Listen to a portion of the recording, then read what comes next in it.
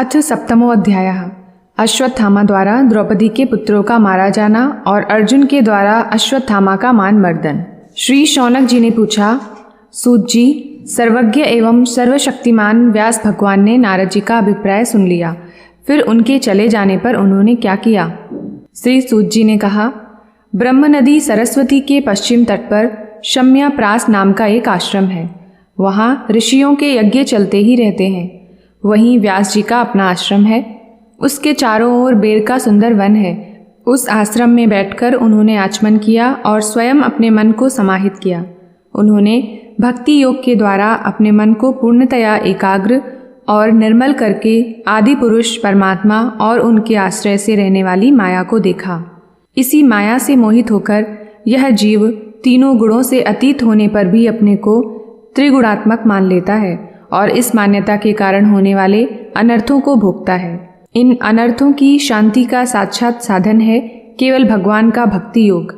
परंतु संसार के लोग इस बात को नहीं जानते। यही समझकर उन्होंने इस परमहंसों की संहिता श्रीमद् भागवत की रचना की। इसके श्रवण मात्र से पुरुषोत्तम भगवान श्री कृष्ण के प्रति परम प्रेममयी भक्ति हो जाती है, जिससे जीव के शोक, मोह और भय नष्ट हो जाते हैं। उन्होंने इस भागवत संहिता का निर्माण और पुनरावृत्ति करके इसे अपने निवृत्ति परायण पुत्र श्री शुकदेव जी को पढ़ाया। श्री शौनक जी ने पूछा, श्री शुकदेव जी तो अत्यंत निवृत्ति परायण हैं। उन्हें किसी भी वस्तु की अपेक्षा नहीं है। वे सदा आत्मा में ही रमण करते हैं। फिर उन्होंने किस लिए इस विशाल ग्रंथ का अध्ययन किया? श्री सूत जी ने कहा, जो लोग ज्ञानी हैं, जिनकी अविद्या की गांठ खुल गई है और जो सदा आत्मा में ही रमण करने वाले हैं, वे भी भगवान की हेतु रहित भक्ति किया करते हैं, क्योंकि भगवान के गुण ही ऐसे मधुर हैं जो सबको अपनी ओर खींच लेते हैं। फिर श्री शुकदेव जी तो भगवान के भक्तों के अत्यंत प्रिय और स्वयं भगवान वेदव्यास के पुत्र हैं। भगवान के गुणों ने उनके हृदय को अपनी ओर खींच लिया और उन्होंने उससे विवश होकर ही इस विशाल ग्रंथ का अध्ययन किया। सौनक जी, अब मैं राजर्षि परीक्षित के जन्म, कर्म और मोक्ष की तथा पांडवों के स्वर्गारोहण की कथा कहता हूँ, क्योंकि इन्हीं से भगवान श्री कृष्ण की अनेकों कथाओं का उदय होता है। जिस समय महाभारत युद्ध में कौरव और पांडव दोनों पक्षों के बहुत से वीर गति को प्राप्त हो चुके थे और भीमसेन की गदा के प्रहार से दुर्योधन की जांघ टूट चुकी थी, तब अश्वत्थामा ने अपने स्वामी दुर्योधन का प्रिय कार्य समझकर द्रौपदी के सोते हुए पुत्रों के सिर काटकर उसे भेंट किए। यह घटना दुर्योधन को भी अप्रिय ही लगी, क्योंकि ऐसे नीच कर्म की सभी निंदा करते हैं। उन बालकों की माता द्रौपदी अपने पुत्रों का निधन सुनकर अत्यंत दुखी हो गई। उसकी आंखों में आंसू छलछलाए, वह रोने लगी। अर्जुन ने उसे सांत्वना देते हुए कहा, कल्याणी, मैं तुम्हारे आंसू तब पोंछूंगा जब उस आतताई ब्राह्मण अधम का सिर गांडीव धनुष के बाणों से काटकर तुम्हें भेंट करूंगा, और पुत्रों की अंत्येष्टि क्रिया के बाद तुम उस पर पैर रखकर स्नान करोगी। अर्जुन ने इन मीठी और विचित्र बातों से द्रौपदी को सांत्वना दी और अपने मित्र भगवान श्री कृष्ण की सलाह से उन्हें सारथी बनाकर कवच धारण कर और अपने भयानक गांडीव धनुष को लेकर वे रथ पर सवार हुए तथा गुरुपुत्र अश्वत्थामा के पीछे दौड़ पड़े। बच्चों की हत्या से अश्वत्थामा का भी मन उद्विग्न हो गया था। जब उसने दूर से ही देखा कि अर्जुन मेरी ओर झपटे हुए आ रहे हैं, तब वह अपने प्राणों की रक्षा के लिए पृथ्वी पर जहाँ तक भाग सकता था, रुद्र से भयभीत सूर्य की भांति भागता रहा। जब उसने देखा कि मेरे रथ के घोड़े थक गए हैं और मैं बिल्कुल अकेला हूँ, तब उसने अपने को बचाने का एकमात्र साधन ब्रह्मास्त्र ही समझा। यद्यपि उसे ब्रह्मास्त्र को लौटाने की विधि मालूम ना थी, फिर भी प्राण संकट देखकर उसने आचमन किया और ध्यानस्थ होकर ब्रह्मास्त्र का संधान किया। उस अस्त्र से सब दिशाओं में एक बड़ा प्रचंड तेज फैल गया। अर्जुन ने देखा कि अब तो मेरे प्राणों पर ही आ बनी है। तब उन्होंने श्री कृष्ण से प्रार्थना की। अर्जुन ने कहा, श्री कृष्ण, तुम सच्चिदानंद स्वरूप परमात्मा हो, तुम्हारी शक्ति अनंत है। तुम ही भक्तों को अभय देने वाले हो। जो संसार की धधकती हुई आग में जल रहे हैं, उन जीवों को उससे उबारने वाले एकमात्र तुम ही हो। तुम प्रकृति से परे रहने वाले आदि पुरुष साक्षात परमेश्वर हो। अपनी चित्त शक्ति से बहिरंग एवं त्रिगुणमयी माया को दूर भगाकर अपने अद्वितीय स्वरूप में स्थित हो। वही तुम अपने प्रभाव से माया मोहित जीवों के लिए धर्मादि रूप कल्याण का विधान करते हो। तुम्हारा यह अवतार पृथ्वी का भार हरण करने के लिए और तुम्हारे अनन्य प्रेमी भक्तजनों के निरंतर स्मरण ध्यान करने के लिए है। स्वयं प्रकाश स्वरूप श्री कृष्ण, यह भयंकर तेज सब ओर से मेरी ओर आ रहा है। यह कहाँ है, कहाँ से क्यों आ रहा है, इसका मुझे बिल्कुल पता नहीं है। भगवान ने कहा, अर्जुन, यह अश्वत्थामा का चलाया हुआ ब्रह्मास्त्र है। यह बात समझ लो कि प्राण संकट उपस्थित होने से उसने इसका प्रयोग तो कर दिया है, परंतु वह इस अस्त्र को लौटाना नहीं जानता। किसी भी दूसरे अस्त्र में इसको दबा देने की शक्ति नहीं है। तुम शस्त्र अस्त्र विद्या को भली भांति जानते ही हो। ब्रह्मास्त्र के तेज से ही इस ब्रह्मास्त्र की प्रचंड आग को बुझा दो। सूत जी कहते हैं, अर्जुन विपक्षी वीरों को मारने में बड़े प्रवीण थे। भगवान की बात सुनकर उन्होंने आचमन किया और भगवान की परिक्रमा करके ब्रह्मास्त्र के निवारण के लिए ब्रह्मास्त्र का ही संधान किया। बाणों से वेष्टित उन दोनों ब्रह्मास्त्रों के तेज प्रलयकालीन सूर्य एवं अग्नि के समान आपस में टकराकर सारे आकाश और दिशाओं में फैल गए और बढ़ने लगे। तीनों लोकों को जलाने वाली उन दोनों अस्त्रों की बढ़ी हुई लपटों से प्रजा जलने लगी और उसे देखकर सबने यही समझा कि यह प्रलय काल की सांवर्तक अग्नि है। इस आग से प्रजा का और लोकों का नाश होते देखकर भगवान की अनुमति से अर्जुन ने उन दोनों को ही लौटा लिया। अर्जुन की आंखें क्रोध से लाल लाल हो रही थीं। उन्होंने झपटकर उस क्रूर अश्वत्थामा को पकड़ लिया और जैसे कोई रस्सी से पशु को बांध ले वैसे ही बांध लिया। अश्वत्थामा को बलपूर्वक बांधकर अर्जुन ने जब शिविर की ओर ले जाना चाहा, तब उनसे कमल नयन भगवान श्री कृष्ण ने कुपित होकर कहा, अर्जुन, इस ब्राह्मण अधम को छोड़ना ठीक नहीं है। इसको तो मार ही डालो। इसने रात में सोए हुए निरपराध बालकों की हत्या की है। धर्मवेत्ता पुरुष असावधान, मतवाले, पागल, सोए हुए बालक, स्त्री, विवेक ज्ञान शून्य, शरणागत, रथहीन और भयभीत शत्रु को कभी नहीं मारते, परंतु जो दुष्ट और क्रूर पुरुष दूसरों को मारकर अपने प्राणों का पोषण करता है, उसका तो वध ही उसके लिए कल्याणकारी है, क्योंकि वैसी आदत को लेकर यदि वह जीता है तो और भी पाप करता है और उन पापों के कारण नरकगामी होता है। फिर मेरे सामने ही तुमने द्रौपदी से प्रतिज्ञा की थी कि मानवती, जिसने तुम्हारे पुत्रों का वध किया है, उसका सिर मैं उतार लाऊंगा। इस पापी कुलांगार आतताई ने तुम्हारे पुत्रों का वध किया है और अपने स्वामी दुर्योधन को भी दुख पहुंचाया है। इसलिए अर्जुन, इसे मार ही डालो। भगवान श्री कृष्ण ने अर्जुन के धर्म की परीक्षा लेने के लिए इस प्रकार प्रेरणा की, परंतु अर्जुन का हृदय महान था। यद्यपि अश्वत्थामा ने उनके पुत्रों की हत्या की थी, फिर भी अर्जुन के मन में गुरुपुत्र को मारने की इच्छा नहीं हुई। इसके बाद अपने मित्र और सारथी श्री कृष्ण के साथ वे अपने युद्ध शिविर में पहुंचे। वहां अपने मृत पुत्रों के लिए शोक करती हुई द्रौपदी को उसे सौंप दिया। द्रौपदी ने देखा कि अश्वत्थामा पशु की तरह बांधकर लाया गया है। निंदित कर्म करने के कारण उसका मुख नीचे की ओर झुका हुआ है। अपना अनिष्ट करने वाले गुरुपुत्र का इस प्रकार बांधकर लाया जाना सती द्रौपदी को सहन नहीं हुआ। उसने कहा, छोड़ दो इन्हें, छोड़ दो। ये ब्राह्मण हैं, हम लोगों के अत्यंत पूजनीय हैं, जिनकी कृपा से आपने रहस्य के साथ सारे धनुर्वेद और प्रयोग तथा उपसंहार के साथ संपूर्ण शस्त्र अस्त्रों का ज्ञान प्राप्त किया है। वे आपके आचार्य द्रोण ही पुत्र के रूप में आपके सामने खड़े हैं। उनकी अर्धांगिनी कृपी अपने वीर पुत्र की ममता से ही अपने पति का अनुगमन नहीं कर सकी। वे अभी जीवित हैं। महाभाग्यवान आर्यपुत्र, आप तो बड़े धर्मज्ञ हैं। जिस गुरुवंश की नित्य पूजा और वंदना करनी चाहिए, उसी को व्यथा पहुंचाना योग्य कार्य नहीं है। जैसे अपने बच्चों के मर जाने से मैं दुखी होकर रो रही हूँ और मेरी आंखों से बार बार आंसू निकल रहे हैं, वैसे ही इनकी माता पतिव्रता गौतमी ना रोएं।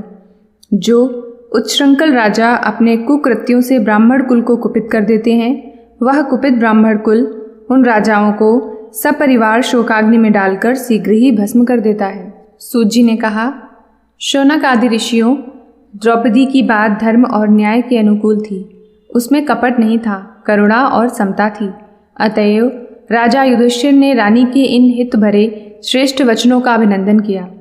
साथ ही नकुल, सहदेव, सात्यकी, अर्जुन एवं स्वयं भगवान श्री कृष्ण और वहां पर उपस्थित सभी नर नारियों ने द्रौपदी की बात का समर्थन किया। उस समय क्रोधित होकर भीमसेन ने कहा, जिसने सोते हुए बच्चों को न अपने लिए और न अपने स्वामी के लिए बल्कि व्यर्थ ही मार डाला, उसका तो वध ही उत्तम है। भगवान श्री कृष्ण ने द्रौपदी और भीमसेन की बात सुनकर और अर्जुन की ओर देखकर कुछ हंसते हुए से कहा। भगवान श्री कृष्ण बोले, पतित ब्राह्मण का भी वध नहीं करना चाहिए और आतताई को मार ही डालना चाहिए। शास्त्रों में मैंने ही ये दोनों बातें कही हैं, इसलिए मेरी दोनों आज्ञाओं का पालन करो। तुमने द्रौपदी को सांत्वना देते समय जो प्रतिज्ञा की थी उसे भी सत्य करो। साथ ही भीमसेन, द्रौपदी और मुझे जो प्रिय हो वह भी करो। सूत जी कहते हैं, अर्जुन भगवान के हृदय की बात तुरंत ताड़ गए और उन्होंने अपनी तलवार से अश्वत्थामा के सिर की मणि उसके बालों के साथ उतार ली। बालकों की हत्या करने से वह श्रीहीन तो पहले ही हो गया था, अब मणि और ब्रह्म तेज से भी रहित हो गया। इसके बाद उन्होंने रस्सी का बंधन खोलकर उसे शिविर से निकाल दिया। मूड़ देना, धन छीन लेना और स्थान से बाहर निकाल देना, यही ब्राह्मण अधमों का वध है। उनके लिए इससे भिन्न शारीरिक वध का विधान नहीं है। पुत्रों की मृत्यु से द्रौपदी और पांडव सभी शोकातुर हो रहे थे। अब उन्होंने अपने मरे हुए भाई बंधुओं की दाह आदि अंत्येष्टि क्रिया की। इति श्रीमद्भागवते महापुराणे पारमहंस्यायां संहितायां प्रथम स्कंधे द्रौड़ी निग्रहो नाम सप्तमो अध्यायः। अथ अष्टमो अध्यायः। गर्भ में परीक्षित की रक्षा, कुंती के द्वारा भगवान की स्तुति और युधिष्ठिर का शोक। सूत जी कहते हैं, इसके बाद पांडव श्री कृष्ण के साथ जलांजलि के इच्छुक मरे हुए स्वजनों का तर्पण करने के लिए स्त्रियों को आगे करके गंगा तट पर गए। वहाँ उन सब ने मृत बंधुओं को जलदान दिया और उनके गुणों का स्मरण करके बहुत विलाप किया। तदंतर भगवान के चरण कमलों की धूलि से पवित्र गंगा जल में पुनः स्नान किया। वहाँ अपने भाइयों के साथ कुरुपति महाराज युधिष्ठिर, धृतराष्ट्र, पुत्र शोक से व्याकुल गांधारी, कुंती और द्रौपदी सब बैठकर मरे हुए स्वजनों के लिए शोक करने लगे। भगवान श्री कृष्ण ने धौम्य आदि मुनियों के साथ उनको सांत्वना दी और समझाया कि संसार के सभी प्राणी काल के अधीन हैं, मौत से किसी को कोई बचा नहीं सकता। इस प्रकार भगवान श्री कृष्ण ने अजात शत्रु महाराज युधिष्ठिर को उनका वह राज्य जो धूर्तों ने छल से छीन लिया था वापस दिलाया तथा द्रौपदी के केशों का स्पर्श करने से जिनकी आयु क्षीण हो गई थी उन दुष्ट राजाओं का वध कराया। साथ ही युधिष्ठिर के द्वारा उत्तम सामग्रियों से तथा पुरोहितों से 3 अश्वमेध यज्ञ कराए। इस प्रकार युधिष्ठिर के पवित्र यश को 100 यज्ञ करने वाले इंद्र के यश की तरह सब ओर फैला दिया। इसके बाद भगवान श्री कृष्ण ने वहाँ से जाने का विचार किया। उन्होंने इसके लिए पांडवों से विदा ली और व्यास आदि ब्राह्मणों का सत्कार किया। उन लोगों ने भी भगवान का बड़ा ही सम्मान किया। तदंतर सात्यकी और उद्धव के साथ द्वारका जाने के लिए वे रथ पर सवार हुए। उसी समय उन्होंने देखा कि उत्तरा भय से विह्वल होकर सामने से दौड़ी चली आ रही है। उत्तरा ने कहा, देवादिदेव जगदीश्वर, आप महायोगी हैं, आप मेरी रक्षा कीजिए, रक्षा कीजिए। आपके अतिरिक्त इस लोक में मुझे अभय देने वाला और कोई नहीं है, क्योंकि यहाँ सभी परस्पर एक दूसरे की मृत्यु के निमित्त बन रहे हैं। प्रभु, आप सर्वशक्तिमान हैं। यह दहकते हुए लोहे का बाण मेरी ओर दौड़ा आ रहा है। स्वामिन, यह मुझे भले ही जला डाले, परंतु मेरे गर्भ को नष्ट ना करे, ऐसी कृपा कीजिए। सूत जी कहते हैं, भक्तवत्सल भगवान श्री कृष्ण उसकी बात सुनते ही जान गए कि अश्वत्थामा ने पांडवों के वंश को निर्बीज करने के लिए ब्रह्मास्त्र का प्रयोग किया है। शौनक जी, उसी समय पांडवों ने भी देखा कि जलते हुए 5 बाण हमारी ओर आ रहे हैं, इसलिए उन्होंने भी अपने अपने अस्त्र उठा लिए। सर्वशक्तिमान भगवान श्री कृष्ण ने अपने अनन्य प्रेमियों पर, शरणागत भक्तों पर बहुत बड़ी विपत्ति आई जानकर अपने निज अस्त्र सुदर्शन चक्र से उन निज जनों की रक्षा की। योगेश्वर श्री कृष्ण समस्त प्राणियों के हृदय में विराजमान आत्मा है। उन्होंने उत्तरा के गर्भ को पांडवों की वंश परंपरा चलाने के लिए अपनी माया के कवच से ढक दिया। शौनक जी, यद्यपि ब्रह्मास्त्र अमोघ है और उसके निवारण का कोई उपाय भी नहीं है, फिर भी भगवान श्री कृष्ण के तेज के सामने आकर वह शांत हो गया। यह कोई आश्चर्य की बात नहीं समझनी चाहिए, क्योंकि भगवान तो सर्वाश्चर्यमय है। वे ही अपनी निज शक्ति माया से स्वयं अजन्मा होकर भी इस संसार की सृष्टि, रक्षा और संहार करते हैं। जब भगवान श्री कृष्ण जाने लगे, तब ब्रह्मास्त्र की ज्वाला से मुक्त अपने पुत्रों के और द्रौपदी के साथ सती कुंती ने भगवान श्री कृष्ण की इस प्रकार स्तुति की। कुंती ने कहा, आप समस्त जीवों के बाहर और भीतर एक रस स्थित हैं, फिर भी इंद्रियों और वृत्तियों से देखे नहीं जाते, क्योंकि आप प्रकृति से परे आदि पुरुष परमेश्वर हैं। मैं आपको नमस्कार करती हूँ। इंद्रियों से जो कुछ जाना जाता है उसकी तह में आप विद्यमान रहते हैं और अपनी ही माया के पर्दे से अपने को ढके रहते हैं। मैं अबोध नारी आप अविनाशी पुरुषोत्तम को भला कैसे जान सकती हूँ? जैसे मूढ़ लोग दूसरा भेष धारण किए हुए नट को प्रत्यक्ष देखकर भी नहीं पहचान सकते, वैसे ही आप दिखते हुए भी नहीं दिखते। आप शुद्ध हृदय वाले विचारशील जीवन मुक्त परमहंसों के हृदय में अपनी प्रेममयी भक्ति का सृजन करने के लिए अवतीर्ण हुए हैं। फिर हम अल्पबुद्धि स्त्रियां आपको कैसे पहचान सकती हैं? आप श्री कृष्ण, वासुदेव, देवकी नंदन, नंद गोप के लाडले लाल गोविंद को हमारा बारंबार प्रणाम है, जिनकी नाभि से ब्रह्मा का जन्म स्थान कमल प्रकट हुआ है, जो सुंदर कमलों की माला धारण करते हैं, जिनके नेत्र कमल के समान विशाल और कोमल हैं, जिनके चरण कमलों में कमल का चिन्ह है। श्री कृष्ण, ऐसे आपको मेरा बार बार नमस्कार है। ऋषिकेश, जैसे आपने दुष्ट कंस के द्वारा कैद की हुई और चिरकाल से शोकग्रस्त देवकी की रक्षा की थी, वैसे ही पुत्रों के साथ मेरी भी आपने बार बार विपत्तियों से रक्षा की है। आप ही हमारे स्वामी हैं, आप सर्वशक्तिमान हैं। श्री कृष्ण, कहाँ तक गिनाऊं? विश्व लाक्षागृह की भयानक आग से, हिडुम्ब आदि राक्षसों की दृष्टि से, दुष्टों की दूत सभा से, वनवास की विपत्तियों से और अनेक बार के युद्धों में अनेक महारथियों के शस्त्र अस्त्रों से और अभी अभी इस अश्वत्थामा के ब्रह्मास्त्र से भी आपने ही हमारी रक्षा की है। जगत गुरु, हमारे जीवन में सर्वदा पद पद पर विपत्तियां आती रहें, क्योंकि विपत्तियों में ही निश्चित रूप से आपके दर्शन हुआ करते हैं और आपके दर्शन हो जाने पर फिर जन्म मृत्यु के चक्कर में नहीं आना पड़ता। ऊंचे कुल में जन्म, ऐश्वर्य, विद्या और संपत्ति के कारण जिसका घमंड बढ़ रहा है, वह मनुष्य तो आपका नाम भी नहीं ले सकता, क्योंकि आप तो उन लोगों को दर्शन देते हैं जो अकिंचन हैं। आप निर्धनों के परम धन हैं। माया का प्रपंच आपका स्पर्श भी नहीं कर सकता। आप अपने आप में ही विहार करने वाले परम शांत स्वरूप हैं। आप ही कैवल्य मोक्ष के अधिपति हैं। आपको मैं बार बार नमस्कार करती हूँ। मैं आपको अनादि, अनंत, सर्वव्यापक, सबके नियंता, काल रूप परमेश्वर समझती हूँ। संसार के समस्त पदार्थ और प्राणी आपस में टकराकर विषमता के कारण परस्पर विरुद्ध हो रहे हैं, परंतु आप सब में समान रूप से विचर रहे हैं। भगवान, आप जब मनुष्यों की सी लीला करते हैं, तब आप क्या करना चाहते हैं या कोई नहीं जानता। आपका कभी कोई ना प्रिय है और ना अप्रिय। आपके संबंध में लोगों की बुद्धि ही विषम हुआ करती है। आप विश्व के आत्मा हैं, विश्व रूप हैं।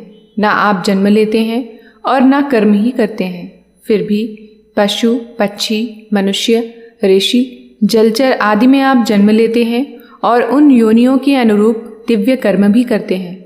यह आपकी लीला ही तो है। जब बचपन में आपने दूध की मटकी फोड़कर यशोदा मैया को खिजा दिया था और उन्होंने आपको बांधने के लिए हाथ में रस्सी ले ली थी, तब आपकी आंखों में आंसू छलक आए थे, काजल कपोलों पर बह चला था, नेत्र चंचल हो रहे थे और भय की भावना से आपने अपने मुख को नीचे की ओर झुका लिया था। आपकी उस दशा का लीला छवि का ध्यान करके मैं मोहित हो जाती हूँ। भला जिससे भय भी भय मानता है, उसकी यह दशा। आपने अजन्मा होकर भी जन्म क्यों लिया है, इसका कारण बतलाते हुए कोई कोई महापुरुष यूँ कहते हैं कि जैसे मलयाचल की कीर्ति का विस्तार करने के लिए उसमें चंदन प्रकट होता है, वैसे ही अपने प्रिय भक्त पुण्य श्लोक राजा यदु की कीर्ति का विस्तार करने के लिए ही आपने उनके वंश में अवतार ग्रहण किया है। दूसरे लोग यूँ कहते हैं कि वसुदेव और देवकी ने पूर्व जन्म में सुतपा और प्रश्न के रूप में आपसे यही वरदान प्राप्त किया था, इसीलिए आप अजन्मा होते हुए भी जगत के कल्याण और दैत्यों के नाश के लिए उनके पुत्र बने हैं। कुछ और लोग यूँ कहते हैं कि यह पृथ्वी दैत्यों के अत्यंत भार से समुद्र में डूबते हुए जहाज की तरह डगमगा रही थी, पीड़ित हो रही थी। तब ब्रह्मा की प्रार्थना से उसका भार उतारने के लिए ही आप प्रकट हुए। कोई महापुरुष यूँ कहते हैं कि जो लोग इस संसार में अज्ञान, कामना और कर्मों के बंधन में जकड़े हुए पीड़ित हो रहे हैं, उन लोगों के लिए श्रवण और स्मरण करने योग्य लीला करने के विचार से ही आपने अवतार ग्रहण किया है। भक्तजन बार बार आपके चरित्र का श्रवण, गान, कीर्तन एवं स्मरण करके आनंदित होते रहते हैं। वे ही अविलंब आपके उस चरण कमल का दर्शन कर पाते हैं जो जन्म मृत्यु के प्रवाह को सदा के लिए रोक देता है। भक्त वांछा कल्पतरु प्रभु, क्या अब आप अपने आश्रित और संबंधी हम लोगों को छोड़कर जाना चाहते हैं? आप जानते हैं कि आपके चरण कमलों के अतिरिक्त हमें और किसी का सहारा नहीं है। पृथ्वी के राजाओं के तो हम यूं ही विरोधी हो गए हैं। जैसे जीव के बिना इंद्रियां शक्तिहीन हो जाती हैं, वैसे ही आपके दर्शन बिना यदुवंशियों के और हमारे पुत्र पांडवों के नाम तथा रूप का अस्तित्व ही क्या रह जाता है। गदाधर, आपके विलक्षण चरण चिन्हों से चिन्हित यह कुरुजांगल देश की भूमि आज जैसी शोभायमान हो रही है, वैसी आपके चले जाने के बाद ना रहेगी। आपकी दृष्टि के प्रभाव से ही यह देश पकी हुई फसल तथा लता वृक्षों से समृद्ध हो रहा है। ये वन, पर्वत, नदी और समुद्र भी आपकी दृष्टि से ही वृद्धि को प्राप्त हो रहे हैं। आप विश्व के स्वामी हैं, विश्व के आत्मा हैं और विश्व रूप हैं। यदुवंशियों और पांडवों में मेरी बड़ी ममता हो गई है। आप कृपा करके स्वजनों के साथ जोड़े हुए इस स्नेह की दृढ़ फांसी को काट दीजिए। श्री कृष्ण, जैसे गंगा की अखंड धारा समुद्र में गिरती रहती है, वैसे ही मेरी बुद्धि किसी दूसरी ओर ना जाकर आपसे ही निरंतर प्रेम करती रहे। श्री कृष्ण, अर्जुन के प्यारे सखा यदुवंश शिरोमणे, आप पृथ्वी के भार रूप राजवेशधारी दैत्यों को जलाने के लिए अग्नि स्वरूप हैं। आपकी शक्ति अनंत है। गोविंद, आपका यह अवतार गौ, ब्राह्मण और देवताओं का दुख मिटाने के लिए ही है। योगेश्वर, चराचर के गुरु भगवान, मैं आपको नमस्कार करती हूँ। सूत जी कहते हैं, इस प्रकार कुंती ने बड़े मधुर शब्दों में भगवान की अधिकांश लीलाओं का वर्णन किया। यह सब सुनकर भगवान श्री कृष्ण अपनी माया से उसे मोहित करते हुए मंद मंद मुस्कुराने लगे। उन्होंने कुंती से कह दिया, अच्छा ठीक है, और रथ के स्थान से ही वे हस्तिनापुर लौट आए। वहाँ कुंती और सुभद्रा आदि देवियों से विदा लेकर जब वे जाने लगे, तब राजा युधिष्ठिर ने बड़े प्रेम से उन्हें रोक लिया। राजा युधिष्ठिर को अपने भाई बंधुओं के मारे जाने का बड़ा शोक हो रहा था। भगवान की लीला का मर्म जानने वाले व्यास आदि महर्षियों ने और स्वयं अद्भुत चरित्र करने वाले भगवान श्री कृष्ण ने भी अनेकों इतिहास कहकर उन्हें समझाने की बहुत चेष्टा की, परंतु उन्हें सांत्वना ना मिली, उनका शोक ना मिटा। शौनक आदि ऋषियों, धर्मपुत्र राजा युधिष्ठिर को अपने स्वजनों के वध से बड़ी चिंता हुई। वे अविवेक युक्त चित्त से स्नेह और मोह के वश में होकर कहने लगे, भला मुझ दुरात्मा के हृदय में बद्धमूल हुए इस अज्ञान को तो देखो। मैंने सियार कुत्तों के आहार इस अनात्मा शरीर के लिए अनेक अच्छौहड़ी सेना का नाश कर डाला। मैंने बालक, ब्राह्मण, संबंधी, मित्र, चाचा, ताऊ, भाई बंधु और गुरुजनों से द्रोह किया है। करोड़ों बरसों से भी नरक से मेरा छुटकारा नहीं हो सकता। यद्यपि शास्त्र का वचन है कि राजा यदि प्रजा का पालन करने के लिए धर्म युद्ध में शत्रुओं को मारे तो उसे पाप नहीं लगता, फिर भी इससे मुझे संतोष नहीं होता। स्त्रियों के पति और भाई बंधुओं को मारने से उनका मेरे द्वारा यहाँ जो अपराध हुआ है, उसका मैं गृहस्थोचित यज्ञ यागादिकों के द्वारा मार्जन करने में समर्थ नहीं हूँ। जैसे कीचड़ से गंदला जल स्वच्छ नहीं किया जा सकता, मदिरा से मदिरा की अपवित्रता नहीं मिटाई जा सकती, वैसे ही बहुत से हिंसा बहुल यज्ञों के द्वारा एक भी प्राणी की हत्या का प्रायश्चित नहीं किया जा सकता। इति श्रीमद् भागवते महापुराणे पारमहंस्यायां संहितायां प्रथम स्कंधे कुंती स्तुति युधिष्ठिर अनुतापो नाम 8मो अध्याय।